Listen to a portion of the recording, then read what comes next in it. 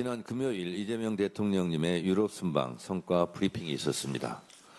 순방 성과는 물론 삼성 시계와 휴대폰을 쓰고 현대차를 탄다는 레오 14세 교황 이야기, 마크롱 프랑스 대통령의 배려로 트럼프 대통령과 긴 대화를 나눌 수 있었다는 외교 무대 뒤편의 이야기까지 진솔하게 해주셨습니다.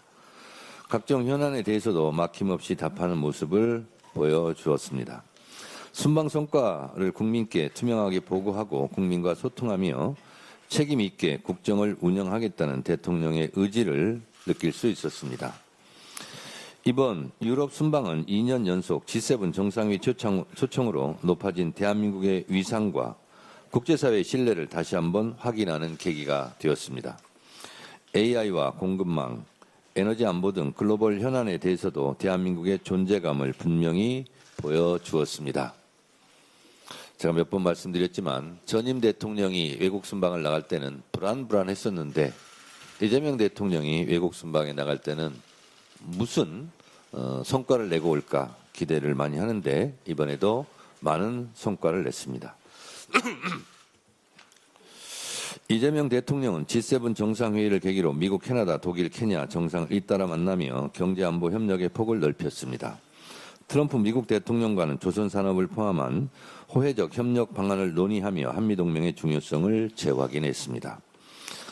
카니 캐나다 총리와는 원유와 LNG, 핵심 광물 등 안정적 에너지 공급망 구축과 방산협력 확대의 뜻을 모았고, 메르츠 독일 총리와는 방산협력 모델을 함께 모색하며 올해 10월 방안을 계기로 협력을 보다 강화하기로 했습니다. 루토 케냐 대통령과는 우리 기업의 아프리카 진출 확대와 우리 국민 안전 권익 보호를 위한 협력을 강화하기로 했습니다. 앞서 이탈리아와는 중소기업 진출을 비롯하여 첨단, 과학기술, 문화 등 미래 협력 분야의 대폭 확대를 약속했고, EU와의 정상회담에서는 디지털 통상 협력과 초국가 범죄 대응 체계를 한 단계 발전시키는 성과를 거두었습니다. 특히 7월 시행을 앞둔 철강 관세 할당 제도가 우리 산업의 또 다른 무역 장벽이 되어서는 안 된다는 입장을 분명히 전하며 국익 수호에 힘썼습니다. 벨기에에서 이재명 대통령이 만난 해외 입양 동포들의 이야기도 기억에 남습니다. 타국에서 살아오며 겪어온 애환과 가족을 찾기 위한 간절함에 대한 말씀을 전해드리며 입양 동포에 대해 보다 세심한 제도적 지원이 필요하다는 점에 저도 깊이 공감했습니다. 이번 유럽 순방에서 제가 특별히 주목한 대목은 이재명 대통령의 한반도 평화에 대한 각별한 노력이었습니다. 교황을 만나서는 한국 방문과 함께 북한 방문 요청과 한반도 평화에 대한 역할을 강조했습니다.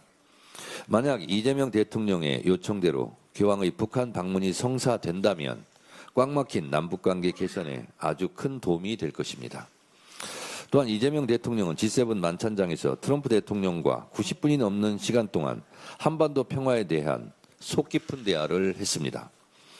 문재인 대통령 때 4.27 판문점 선언과 9.19 군사 합의에 대한 여운이 짙게 남아있고, 트럼프 대통령과 김정은 국무위원장과의 역사적인 북미 정상회담의 벅찬 감동이 뇌리에 생생합니다. 멈춰있는 한반도 평화, 남북관계, 북미관계의 시계를 다시 돌아가게 할 수만 있다면 그것만으로도 이재명 대통령의 큰 업적이 아닐 수 없습니다. 북미 정상회담 시 선언했던 새로운 북미관계, 즉 북미 수교가 이루어진다면 한국은 미국의 오랜 친구, 북한은 미국의 새로운 친구가 됩니다.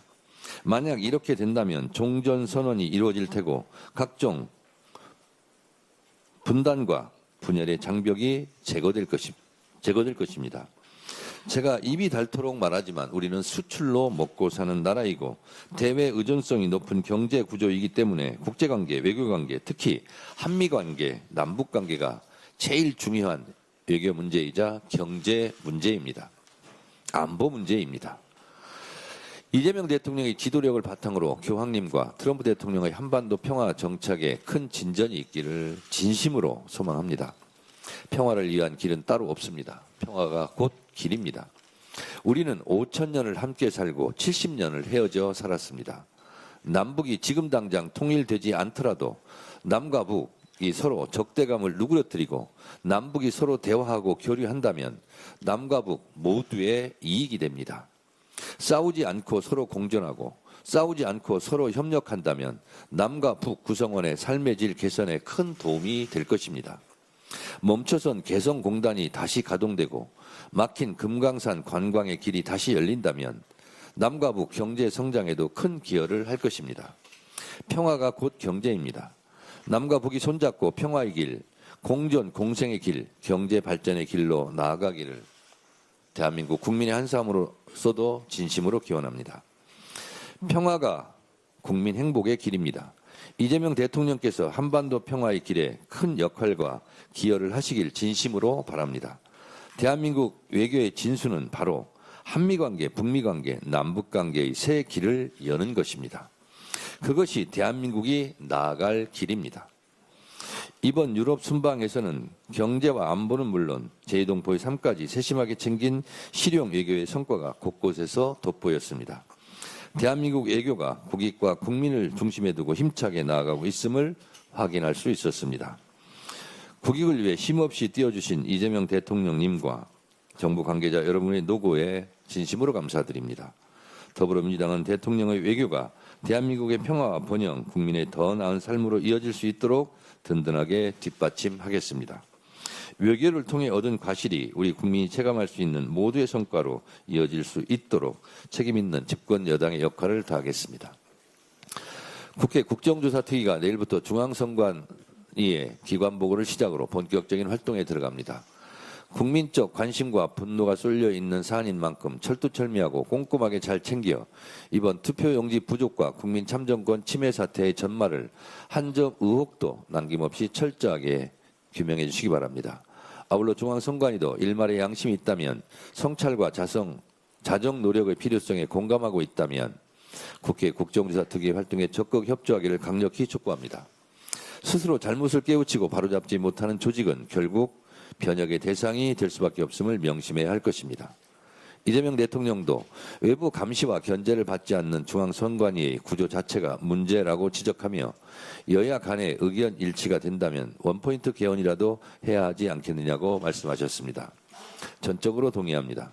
공정한 선거 관리는 우리 민주주의를 지탱하는 가장 큰 대들보입니다. 이번 투표용지 부족과 국민 참정권 침해 사태를 바로잡고 다시 신뢰받는 선거관리제도로 거듭날 수 있기 위해서는 할 수 있는 모든 방법을 다 강구해야 합니다.